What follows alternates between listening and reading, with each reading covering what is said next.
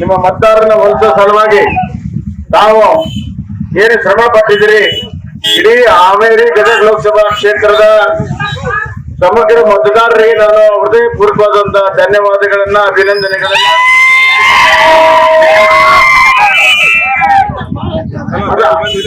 ಅದರ ಜೊತೆಗೆ ನಮ್ಮ ಎಲ್ಲಾ ಕಾರ್ಯಕರ್ತರಿಗೆ, ನನ್ನ ಬಂಧುಗಳಿಗೆ ಅನಂತ ಪ್ರತಿನಿಧಿಗಳನ್ನು ಹೇಳಕ್ ಇಚ್ಛೆ ಪಡ್ತೇನೆ.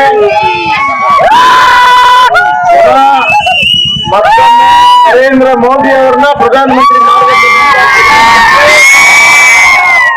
ಪ್ರಧಾನಮಂತ್ರಿ ನರೇಂದ್ರ ಮೋದಿ ಅವರು ಇನ್ನು 2-3 ದಿವಸದಲ್ಲಿ ಪ್ರಧಾನಮಂತ್ರಿ ಆಗೋದು ನಿಶ್ಚಿತ.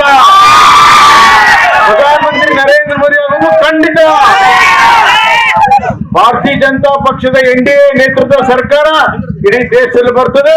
ದೇಶದ ಭವ್ಯ ಭವಿಷ್ಯವನ್ನ ನರೇಂದ್ರ ಮೋದಿ ಅವರು ಬರೀತಾರೆ.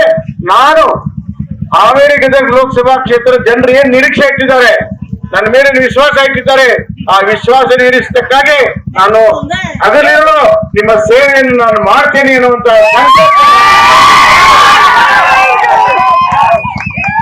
ಈಗ ನಾವು ನಾನು ಇನ್ನು 2-3 ದಿವಸ ಬಿಟ್ಟು ಹಾವೇರಿಯಲ್ಲಿ ದೊಡ್ಡ ಪ್ರಮಾಣದಲ್ಲಿ ಒಂದು ವಿಜಯೋತ್ಸವನ ಮಾಡೋಣ, DJ ಹಚ್ಚಿ.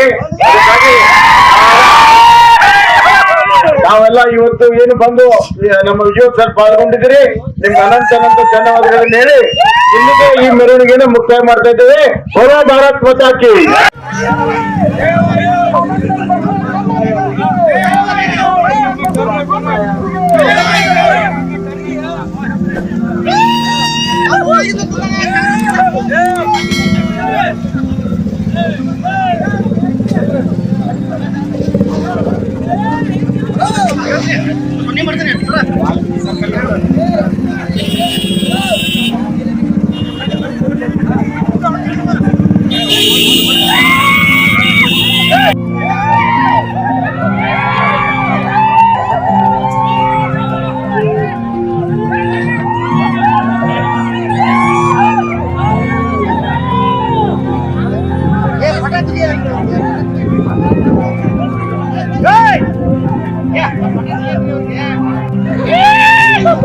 Yeah.